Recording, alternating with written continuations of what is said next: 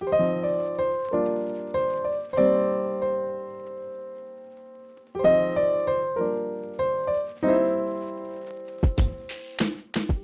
guys, welcome back to another awesome episode where I have got with me the semi-finalist from the Calling, Geroge Keys, who brought along Uzuri and just absolutely assassinated everyone's day.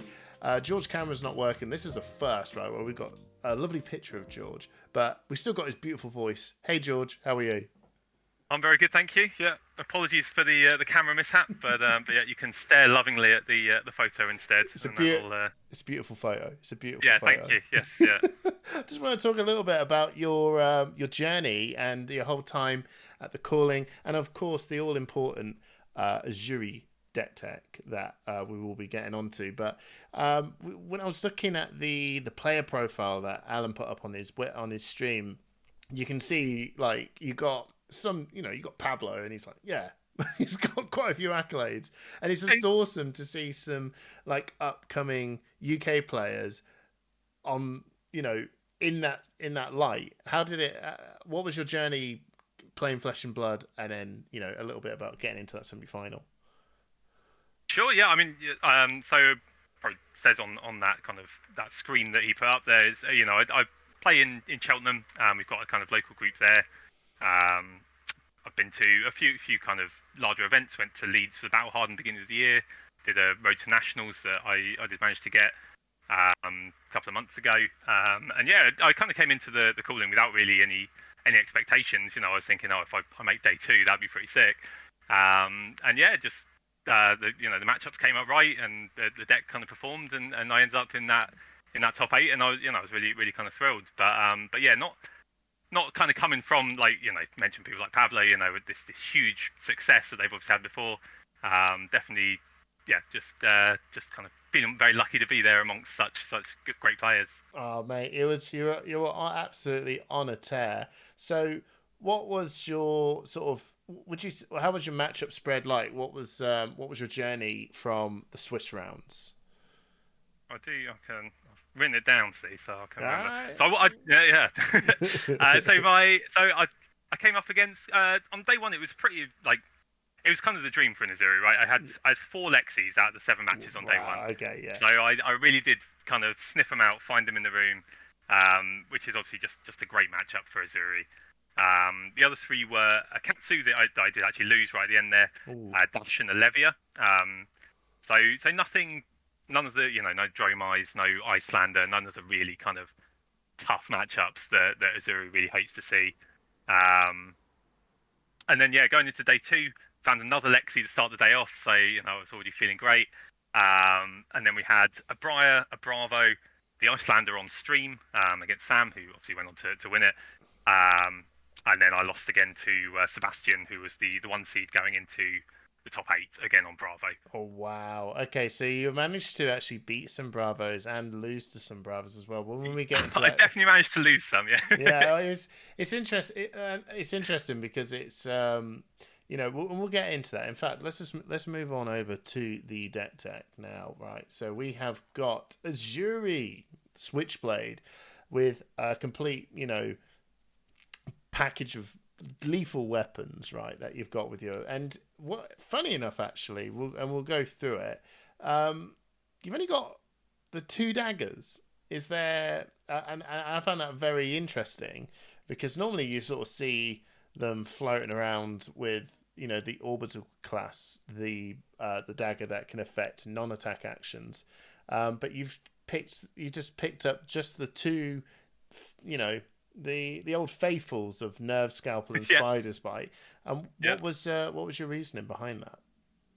I mean, when I was testing Uzuri, I went particularly when the cards were first revealed. I thought Concealed Blade was super cool. I was really excited to kind of have this kind of toolbox of daggers for the deck. But as I tested it, I just kind of started whittling them down. Old Tim went, so Scale Peeler left. I think Orbiter Class, perfectly defensible card. In a way, I kind of feel like I chose to go for Arcane Barrier 3 with the hood instead of having that dagger for the wizard matchup there. But yeah, I mean, you can generally find a use for at least one of the daggers in any matchup. in Dorinthia, say the Nerve Scalpel's perfectly serviceable. It does hit a lot of their cards. Even against Icelander, it's got they tend to run the Sink Belows and potentially some other D-React, so you can kind of get a bit of value there. The only one that doesn't really hit at all is Kano, but that's a bit of a funny matchup anyway. So you're not. I think having the Orbital Class, if that was your main reason for doing it, that would be a bit kind of loose. Yeah. So I just found that those two were powerful enough between them to get the matchups that you felt comfortable in already kind of done, and at least have a little bit of play into some of the tougher ones as well. Absolutely, that's awesome. So let's go through some of your equipment, and then we'll. What I like to do is we got you got a full spread of legendary equipment. So it's also interesting to just get your thoughts on some potential alternatives if there is any, and then I always break down to a point of if there was one that you had to get, which one would you have to get, just for the new players. Okay, so we'll go down and start with which I feel is just the old faithful, the one card I just feel like it shows up in every single list whatsoever, the Black Tech Whisperers. So this card, just give me your thoughts on how to sort of utilize this card going forward, which will go on a little bit more, but there's quite a minimal amount of contract cards to get silver back. So why did you pick this card over, Snappies or some other cards? So Black Tech's got a few kind of upsides there. It's obviously got the one block, which doesn't destroy it, so you do get a life point. You can meet a break point of an attack with that at some point in the early game before you want to use it. Mm-hmm. And the other upside of Black Tech is it can target any assassin attack, and actually one that often I find myself using it on is Shakedown, which is a 2 cost, so you wouldn't necessarily be able to use the Snapdragons to go off of that. Just generally it lets you have these kind of really huge punishing turns that kind of maybe turn the game around for you. Like often you're looking to get a Codex of Frailty with that go again, so you do something, you swap it into either a Death Touch or a Shakedown, something you can give that go again to, and then you follow that up with a Codex, and you've just had this absolutely crushing turn that's very difficult for your opponent to block out effectively, and also just kind of maybe turns the game around a bit so that you can go from being very defensive to maybe pushing a bit more damage, keeping a few more cards in your hand, and going into that in-game state where you could actually finish them off and win the game. I do have the Snapdragons there as well. There are some matchups where just the reliability of always having go again, regardless of the attack hitting, is very useful. But even in this list where there really isn't, like, as you say, there's I think 6 contracts, just the Surgicals and the Leave No Witnesses for the Silver Generation. It's just such a having access to go again in a class that generally struggles to find it on some of your really powerful attacks is just very impactful. And even if you never use it, you've got your 1 life, you've got your Iron Rock boots out of it. Yeah, absolutely. That's awesome. So we'll move on over to the other assassin legendary, which is the Flick Knives, which is it's got to be one of the coolest legendaries ever, right? It's a pretty sick one, yeah. Yeah. So this one's another one that just always shows up, and I just want to get your sort of thoughts as to why you pick Flick Knives. Yeah, so again, it does a great Iron Rock Gloves impression. You've again got that kind of that life point, that break point covered one more time. But the nice thing about Flick Knives, of course, if you don't have to use it, you're not forced into blocking with it, and you do get to go into a late game scenario where maybe you're both on single digits.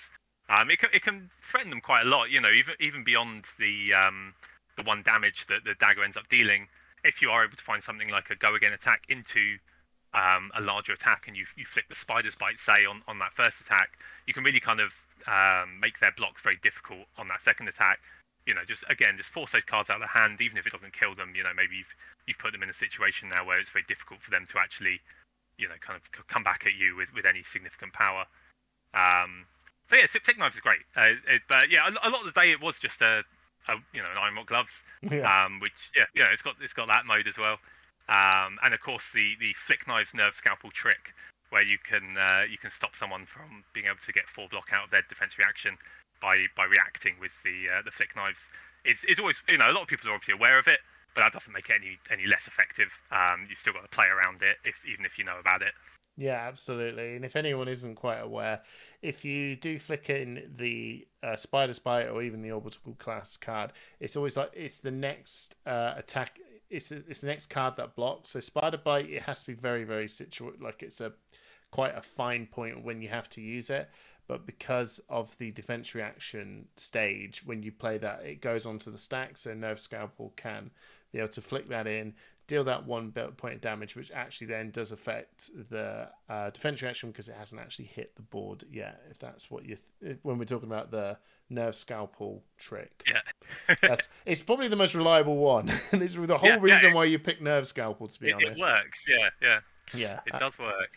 So we've got so there's the Flip Knives, and that's about Tech Whisperers, and we've got pretty much the 2 cards. I think if you're going to jump into a major event, or just really getting into this game massively and competitively, you always see these 2 cards, which is the Crown of Providence and the Findale Spring Tunic, which is, every time I ask the question of what sort of legendaries you always pick up, and everyone always mentions the class one, right? Which is, it's the cheapest one of the bunch, and a lot of people do come back and say, if you just pick up a Crown or a Findale Spring Tunic, it's easy, you kind of, it is one of them. You can get kind of really into a lot of decks, right? But, I mean, like you say, even the classes that have their own, body slot or head slot, a lot of them still choose to play the generics because they're just so powerful. And Uzuri, no, we're not going on for the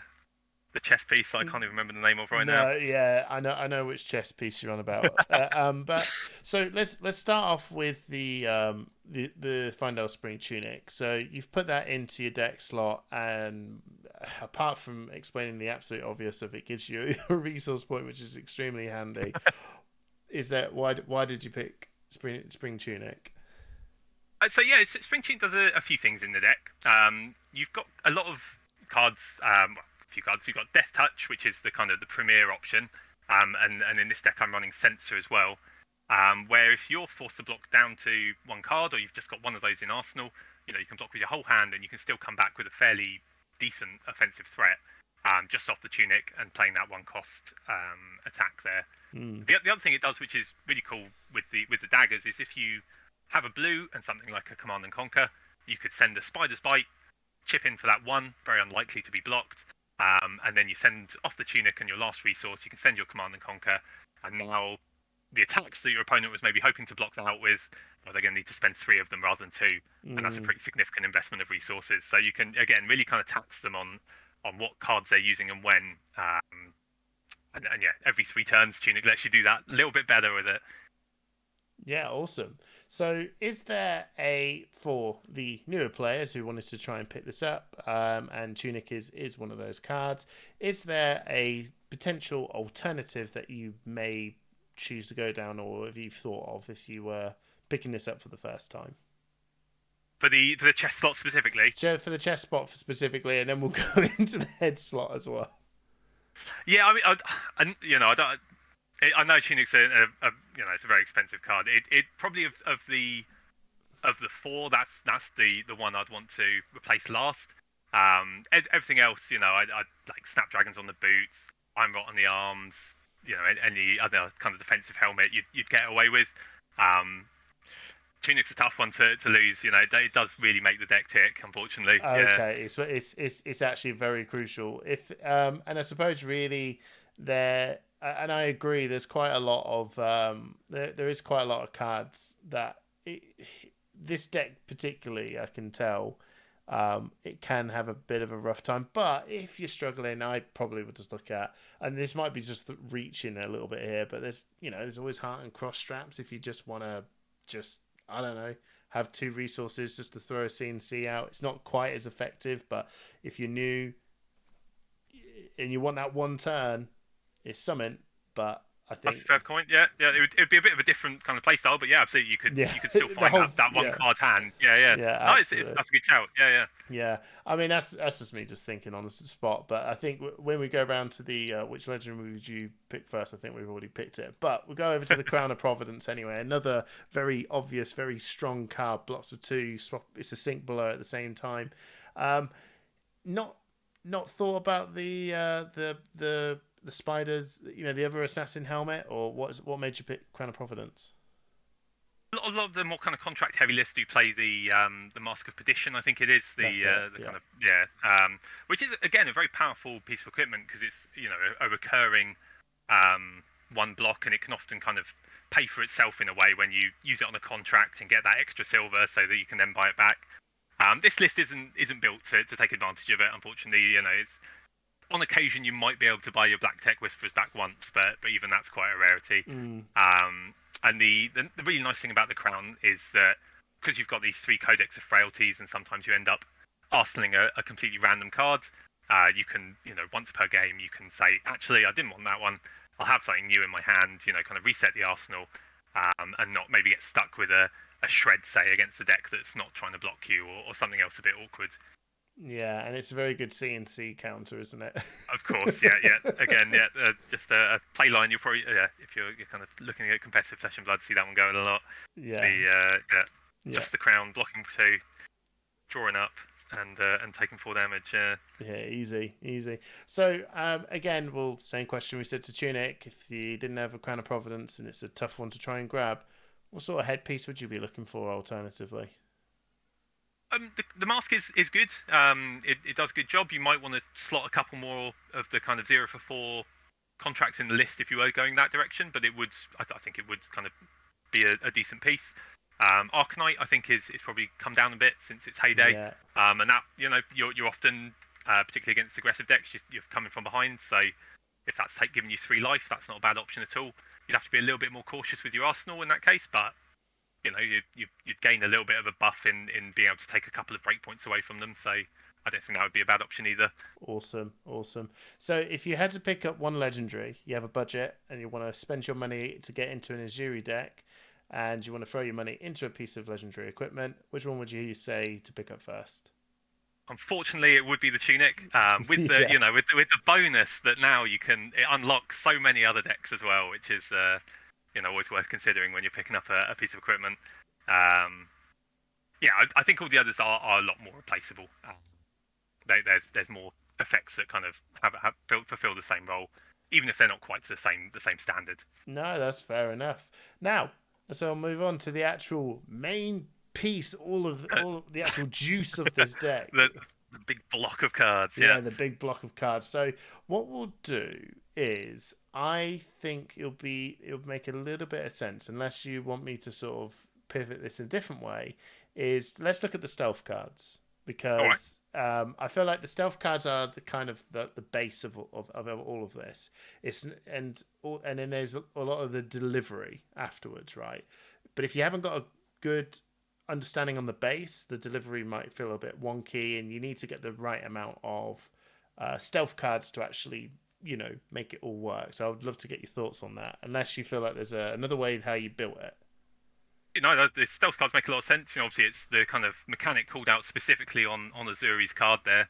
So I chose to run all 9 isolate, because isolate is just far and away the most impressive of the stealth cards. It makes it very difficult for your opponent to block the follow up attack. And in a lot of cases, it kind of forces them into some weird situations where if they expect you have a CNC and they need to block it up front, they need to put some armor in, and then you kind of just keep hold of the CNC. So yeah, isolate is fantastic. So I think I would be very hard pressed to take out any of those. And then beyond that, I've got the 3 blue withers, which is the frailty stealth card, and I had 1 blue malign, which is there because I leading up to the event, I had played no games into Prism, and I thought that might be a bit, that could be tough. They send out a lot of Spectra. They've got all these ways to block damage that without having to actually block with cards. So yeah, I wanted 1 more blue stealth card, and that was my kind of hedge.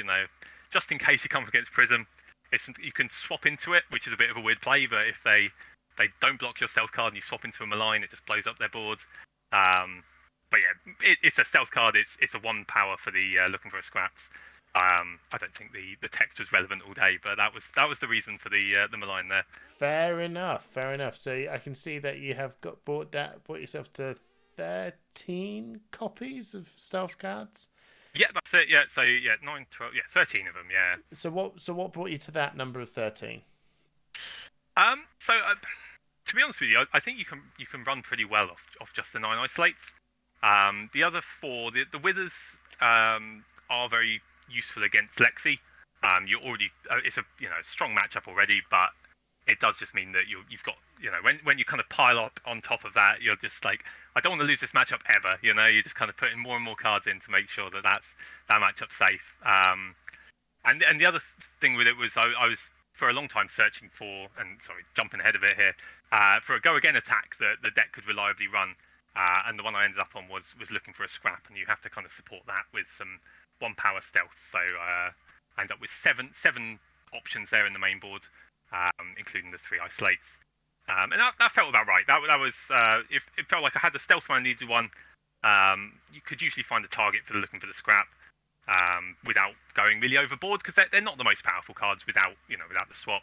So you don't really want to overload on them. You want to kind of run as few as you can get away with, I would say. Fair enough. That's cool. So that's your base behind it all. Now let's talk about the delivery, the swapperoos. The old swapperoos. The old yes. swapperoos. Not necessarily all the time swapping, right? No. You do end up sending all of them at some point, even shakedown, which is the kind of the weakest to send just face up. But yeah, there are times you've got the flick knives, you've got the boots. You can threaten the fact that you might be still activating that on hit trigger. But yeah, I mean, CNC, Death Touch, Sensor, they're all perfectly fine cards to just send at your opponent. If you don't have an option to do something else, or you wanted to, as we were saying earlier about with sending a dagger and into one of them to kind of give you the awkwardness of trying to block it. Okay, speaking of Sensor, we're going to start off with the new card coming out of the block of Dusk Till Dawn. I was really surprised actually to see this card. Why did you put Sensor in your deck? Well, what it was is the LSS said, we've got this new set and we need to promote it. Can you put... Yeah. No, so it's... George, can you sort us out? Yeah. Yeah. Get that Warmongers in there. Yeah, and the Sensor. Yeah. So I... Generally, the other ones I think are fairly universal. CNC, Shakedown, Death Touch. They're big, powerful 6 power effects. I don't think anyone's really disputing that they have a place in most Uzuri decks. I kind of felt like it was still a little bit lacking. You wanted just a couple more options for powerful plays, because otherwise you end up in this spot where if you don't draw one in each hand, you're kind of stuck a bit. You don't necessarily have something powerful to do every single turn. And Sensor is good. Sensor's 1 cost, so you can play it off the Tunic. Mm-hmm. You can play Dagger into Sensor off of a blue if you're left with a 2-card hand there. It's fine card to swap. It's still 5 damage, so it's still threatening a relevant amount of damage to kind of chunk your opponent down. And the hit effect, it varies. Sometimes you get information. Maybe the turn before you've seen their hand with a surgical or a shakedown, and you can, know what cards in their arsenal maybe, or you've somehow got that information. I had one game where my opponent Ravenous Rabbled, and I sent the Sensor that turn, so I knew the card that they were drawing up. So there are a lot of occasions in the game where you do get to see a bit of information. You get a bit of knowledge about your opponent's hand, and you can call a relevant card with Sensor. Or you just name the scariest card. The Blood Rush Bellow, the 3 of a Kind, the Rain Razors, whatever it is that's really going to be difficult for you to kind of mitigate.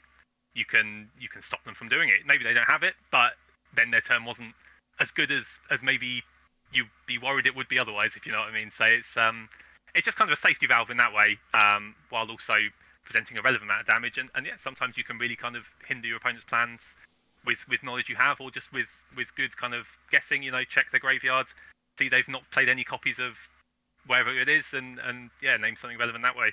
Oh, awesome, man! How impactful was it in your in the calling? Yeah, I found it really good. Yeah, no, there were Did it quite a win few you a couple occasions. of games? Did it turn around and go? Did the opponent go? I can't believe you said that one. Well, I mean, so there was one game I had against Katsu where I'd had seen his hand the turn before. I think it was off a shakedown, and you had an ancestral empowerment that he'd end up putting in Arsenal. So I named that, and his first play of the turn was playing Kodachi, pitching another one. So sometimes you can really get them like that. And yeah, like I say, yeah, you saw a channel mount off a rabble that a Briar was sending, so that was an easy name. Force them to just be a turn behind on where they wanted to be on that one. Wow. Yeah, no, I do rate it. I think the on hit is, it's one of those where maybe when you're playing it, you kind of realise that I do know a bit more about their hand and their deck than maybe I thought I would. Yeah, there's definitely a lot of option for good calls, and some decks just run 9 of a card because it's super important, like Morvarin Skies and Viscerai, Yeah. and you just name that. Yeah. Yeah, and that will be a pain to deal with. Yeah. I'm Yeah, sitting there thinking, yeah, don't say skies, mate. Don't say skies. So yeah, that's awesome. And then yeah, like you said, we went Command and Conquer, Deft Touch, and Shakedown. Very, very, very powerful cards. There's plenty of deck techs around that can sort of really utilize that. I just highly recommend as well. Just they completely just blow up hands and just destroy arsenals and leave horrible infectious poxes with extremely amazing rate. But we've also got 2 of the other contract cards that you've thrown in here with Leave No Witness, which I think for a lot of standard Uzuri players you would expect to see these 2 cards as well with Surgical Extraction. Are they just mainstays as well? So I think some of the really kind of hardcore Ravenous Rabble Redline decks don't run maybe the full 3 surgical, but again, yeah, I think they are both quite staple effects for most Uzuri lists. Leave No Witness, you obviously can swap it in. Generally, that's not your goal, because turning a 2-card hand into 4 damage, even with the kind of dangerous on hit, isn't always where you want to be. Sometimes it is, but yeah, that's just a nice card that you can send face up, force them into an awkward situation. They're very unlikely to have a single card block. If they try and get you with a defense reaction, you can do the old trick as we mentioned with the flick knives. And it's also obviously very powerful off of a Codex of Frailty. If you don't have any resources floating, you can get back to Leave No Witnesses and threaten that arsenal you've just given them with a 4 power again. Surgical, generally speaking, like you can send it as a swap because it is a very powerful on hit effect. But more likely you're pitching it, maybe you're keeping it for the end game, and you kind of end up with this stack of cards at the very end of the game that's isolates, shreds, and surgicals, and you just kind of send dominate, swap in the surgical, shred whatever you blocked with, and just really kind of keep them off balance with that. Yeah. That's really cool. That's really cool. So I think there's, in terms of other delivery cards, I'm not I know that you got Enlightened Strike and Give and Take, but I feel that they're in a different little boat, which I think we'll get into them. We'll get into the E-Strikes and Give and Takes. So that, if I was a betting man, these are your, what I'd call, or maybe call them something different, but I feel like they're extenders. There's in a deck that doesn't have many go again attacks, and you've got a large full grip hand. These cards utilize actually going, yeah, you know what? Let's have 3 attacks with a dagger, attack with this, and then attack with some trickery. Unless I'm wrong. That's exactly the words I would have used. Yeah, no, they're extenders. They both block 3, so if you're not going to get to keep a big hand, you can block with them without feeling like you've lost any value there. And yeah, when you do. Because Uzuri is very, very good at finding these moments where you force your opponent to give you the tempo because you have, disrupted their turn in such a manner that they really can't present much of a threat to you. And when you do that, you want to be able to come back with a threat, not just, oh, well, here's a 2-card hand again, I'll save 2, kind of losing a bit of that momentum that you've gained. So yeah, just sending them a give and take into your attack, or an E-Strike into an attack. It just puts that much more pressure on them. And yeah, like you say, the deck is hungry for go again because it's not something that comes easily to the assassin class. So there's those 2 in the main, and then there's a few more options in the sideboard as well, just to really let you put the pressure on and take the role of the aggressor when you need to. Yeah, awesome. I will also let's move on to the last set of main board cards. I think it would be pretty, in my opinion, ridiculous to not rock up with a Codex of Frailty in any good old Assassin and Ranger deck. That card is pretty good, turns out. It seemed all right. Yeah, Yeah. yeah. Yes, yeah. Codex Priority. I mean, it's absolutely unbelievable cards. Really, the card that you are looking for. Yeah, it does everything. Basically, Yeah. it just does it all. It does it all, but it's I found as well that it is not the. It's a really terrible card to have quite early on, especially at the start of the game where you have that like term 0, 1, or 2, unless you've got it's something that you feel like mid game to late game, this really starts to shine more, unless I'm wrong. No, no, absolutely true. I'd have had some awkward hands where one or even two of them kind of clunking up and opening hands, and that puts you in quite a tough situation because you have to decide whether you're willing to take a bit more damage, by not blocking with these cards just to preserve them in your deck. You just hold on to them, pitch them for a dagger, something not that impactful, just because they're so good that you blocking with one at any point just feels so terrible because you're now not going to draw it and be able to play it and ruin your opponent's day with it. But yeah, I mean they can be a little bit awkward, but generally, I mean, even if you end up arsenaling one, just waiting till a Death Touch or a Leave No Witness ends up in your graveyard, you can play that first one out then. And kind of start that chain going. But yeah, generally you'd much rather they were all in kind of the second half of your deck. I think you play the game, you do the value trading, and then as they kind of get into the midpoint, you're playing these really impactful codexes, which have got a wealth of targets in the graveyard. Yeah, awesome. Now, we'll save the new awesome cool card from Dust Till Dawn to last, which is the Warmongers. But you've got what I would say is they're pretty they're punishers. They're like the insurers of pain. I'm coming up with names all day long. We've got Shreds and we've got Spreading Plague. Shreds, right? Shreds are Shreds. I've never seen an assassin deck without a Shred. Yeah, I mean, I'm a big fan of Shred. I know some people don't necessarily like it as much. Fair enough. But yeah, no, I found again in a similar way to the extenders. They have a different way of going about it, but it does let you use an extra card in your hand to ensure a bit of damage. Particularly against the matchups where they do want to be blocking you, where you're more aggressive than they are. Your dominate attacks with a Shred backup are very, very difficult for them to stop. So yeah, I've again in blue and yellow, so you're not committing too much to them. They can be a pitch card, they can be a blocking card. There's not really too much of a cost to having them in your deck. But when you get someone with them, you really get someone with them. Yeah. No, that's fair. And then the Spreading Plague, such a cool card. It is a cool card. One I see sort of ebbs and flows in Assassin decks, but you put 2 copies in, and how come? So I really wasn't that impressed with it to start with, but it is a very good card. You end up pitching it a lot. You save it, but it can really put people in some difficult situations because particularly in tandem with the Shreds, even in your deck, not even in the same hand, you're kind of do you want to overblock to play around the Shred, or do you want to kind of perfectly block to play around the Spreading Plague? Like in those low life situations, it can kind of put people in a tough bind. And often, if you're low enough that you just have to block with maybe the last few bits of your armor and a card or something like that, and it can give you 2 or 3 of the Bloodrot Poxes. It can really kind of finish someone off, or at least just consume their turn to the point where you have that full hand. Maybe you found a few Shreds. You can kind of get that just bit of damage over the edge. So yeah, I think they are a pretty decent tempo play. And again, they're yellow pitch, and they got the 3 blocks, so there's not too much trouble to put them in your deck. Yeah, well, absolutely. And then we're going to end this off with your Warmonger's Diplomacy.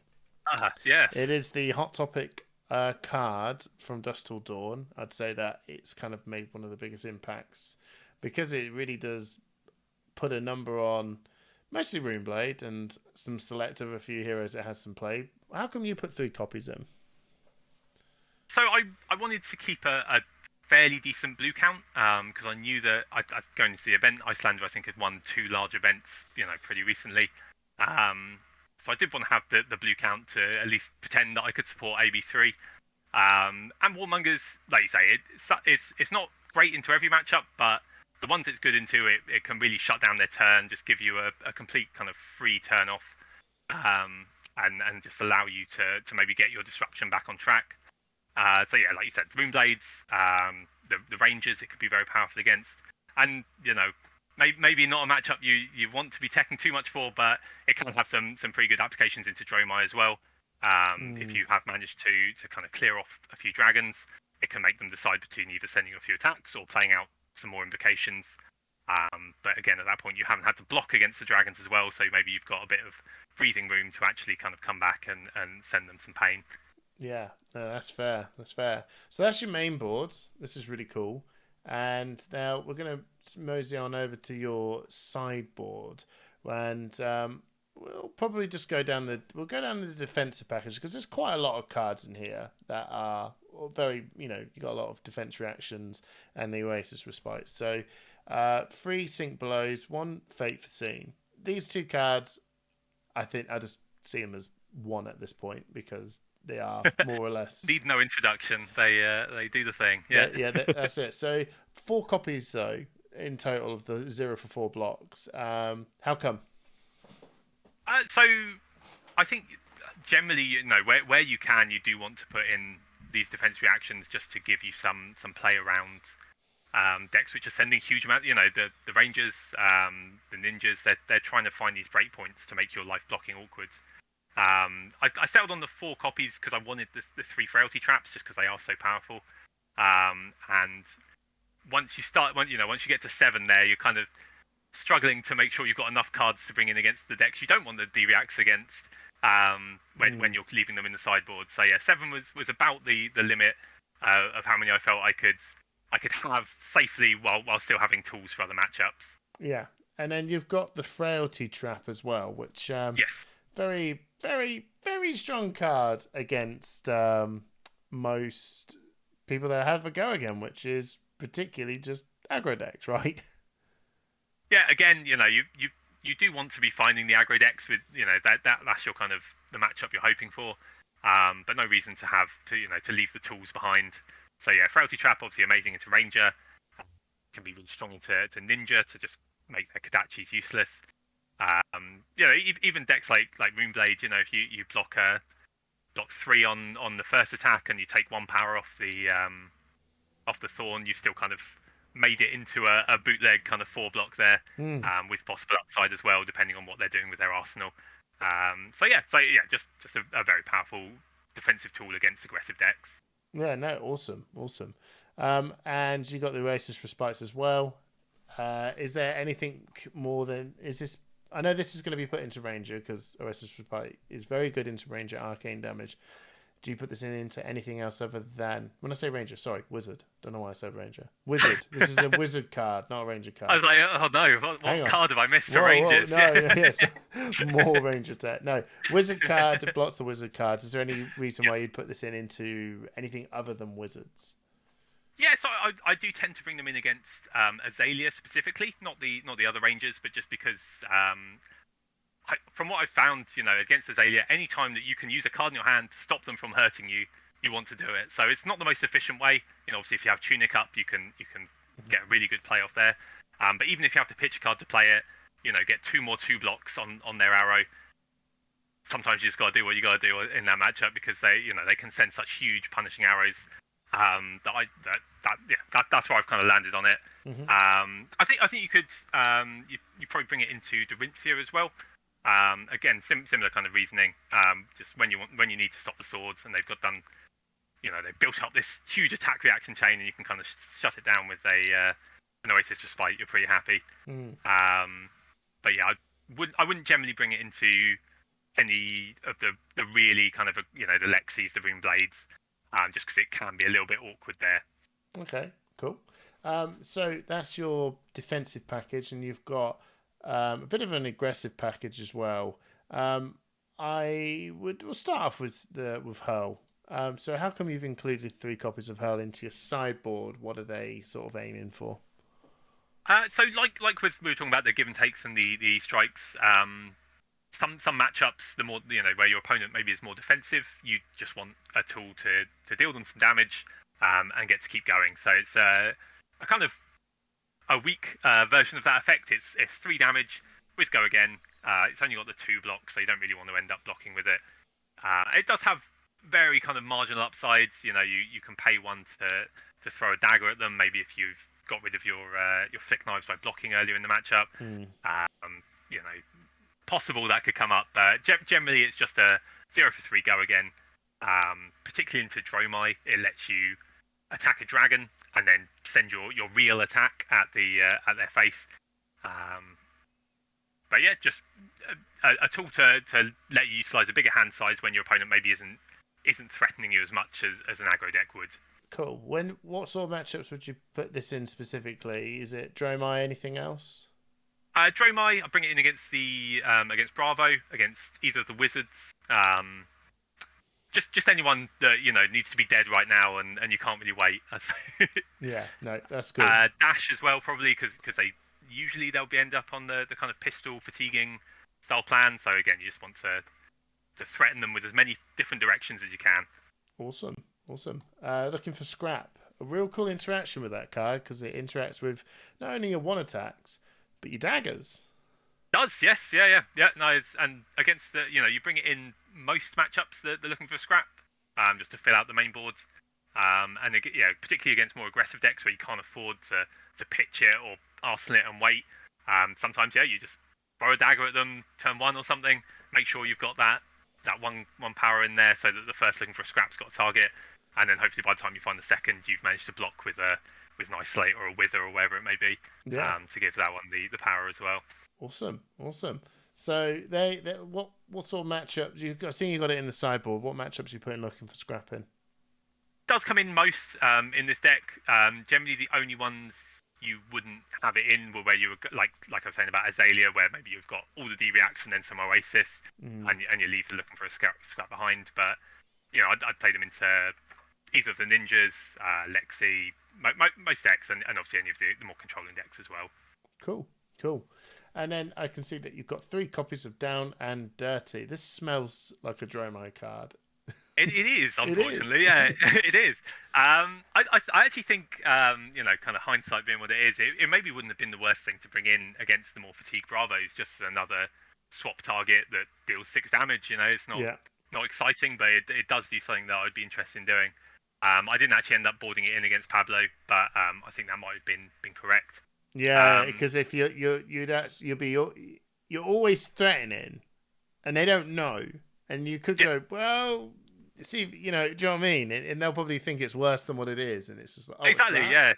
Because you really want to preserve your good ones, so sending them the worst one doesn't feel too bad. And it's you still threatens their life total as much as either of the other options, so it probably would have been decent there. But yeah, the reason it's in the deck is as a Dromai card, you can keep hold of it in the arsenal. You're not giving yourself that kind of intelligence penalty by just holding onto a 6 in hand for ages, trying to find the right moment to use it. Yeah. Maybe it's not the way you want to go. Maybe there's better uses for those slots to give you a better spread into the field, and Dromai is a bit doomed anyway, so you kind of forgo that matchup a bit. Yeah, absolutely. And then you got, I can't be an assassin without just a sneaky 1 copy of Razor Reflex. When's this bad boy getting thrown into the deck? So kind of like because again, like I say, you've got all these defense reactions, and when you can't bring them in because they happen to be a wizard or they're a very defensive deck that won't necessarily kind of give you opportunity to use the defense reactions, you've got to bring in the rest. And Razor Reflex, obviously, very powerful card when it connects. It not only buffs the power of your current attack, it lets you do another one. It can make similar plays to how we were talking about Black Tech Whisperers, where you send a Death Touch from the arsenal, you give it go again, you make it a 9 power, and then you play a Codex or something. So it does open you up some very powerful lines. It's a bit, I don't know if it would stay in the deck if I was to play it again, but that was the theory at least. Did it not meet the expectations when you played it in the calling? It was just a little bit clunky. If you find it in a hand that doesn't necessarily want to send a one cost, you have to find a way to pitch it for later and hope they'll be good then. I think maybe it was a little bit hopeful with the amount of targets it has in the deck. It just didn't always seem to line up, and in those matchups where you're trying to kind of put your pedal to the metal, it's a bit hurtful to be trying to find an awkward moment to pitch a red. So yeah, it just felt a little bit clunky. I'm sure there's another aggressive tool that would perform a little bit better in that slot. What would you if someone had, what would you swap him? What if someone has came up to you now, which I've just done, what would you swap in? Okay, okay. If you're saying that, yeah, what would you what would your initial thoughts be? So I think the two, you could look at adding the third, looking for a scrap. You could just go up to 3 copies. It's a very powerful card. You'd probably have to support it better with blue one costs, one attack. Sorry. Maybe then the Warmongers is on the chopping block because you need that space for some more support for the looking for a scrap. You could look at something like even bigger than that. Maybe it's quite a cool card that it's similar, I think, to Razor. You're asking for a lot, but when it lines up, it's very powerful. Obviously, with that one, you just need a dagger to connect. Is the kind of the go state for that one. Yeah. But yeah, it's something probably between those options would be my initial thoughts. Yeah, I do like having that slot as an aggressive slot to push some more damage. Cool. Well, that's everything in your whole deck. We'll just finish this off with what would you say that Uzuri's go-to matches that you want to see, and ones that you want to try and sort of dodge? Yeah, so it's generally it's the aggro decks that you're happier into. So Lexi is the big one. Obviously, a very popular deck, or at least it was at the calling. Don't know whether it's going to be going forward. But yeah, the Lexi is why you play Uzuri, because you can kind of prey upon them. You feel pretty comfortable into that one always. Katsu and Fai should both be fine. They're trying to attack on that kind of very aggressive axis. You're happy blocking. You've got tools to mitigate their damage or meet their breakpoints, stop their damage leaked with the Kadachis and your frailty tokens. Mm-hmm. The Rune Blades are a little bit tougher. Briar, depending on how many channel mounts they see, that one's a bit easier. Yeah. Viserai with the split damage can be quite tough. So that's a bit of the hedge of having Warmongers there. And then the tougher ones, I mean, Icelander, Dromai is probably the flagship difficult matchup.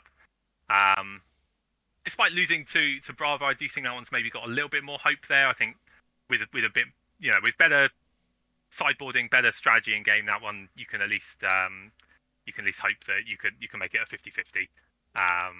But yeah, obviously it's not by no means free. No. It's a tough one. Yeah.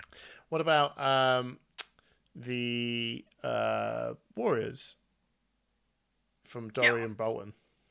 I haven't found either of them too bad. I think Dorinthia can be quite challenging. It's more of a knowledge check, if you like, of when you need to block Dawnblade. How good is your knowledge of the reactions that they could potentially have? Because I think if you can efficiently block the Dawnblade, then you're onto a winner. If you find yourself spending, up front, you're spending a lot of cards because you're a bit unsure or you're worried they might have something that they don't, then you can quickly find yourself being run out of cards by them because their weapon attack's so efficient. They're just pitching for it. You're having to respect it with several cards, and at that point you're just kind of hemorrhaging cards. But yeah, I think if you're confident of Dory's capabilities, that one's not too bad.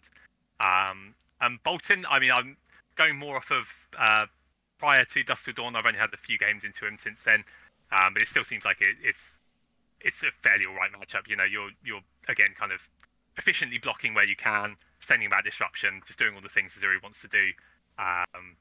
Again, being aware of obviously their big combo turn, how much damage they can push on that, when you need to block it, things like that.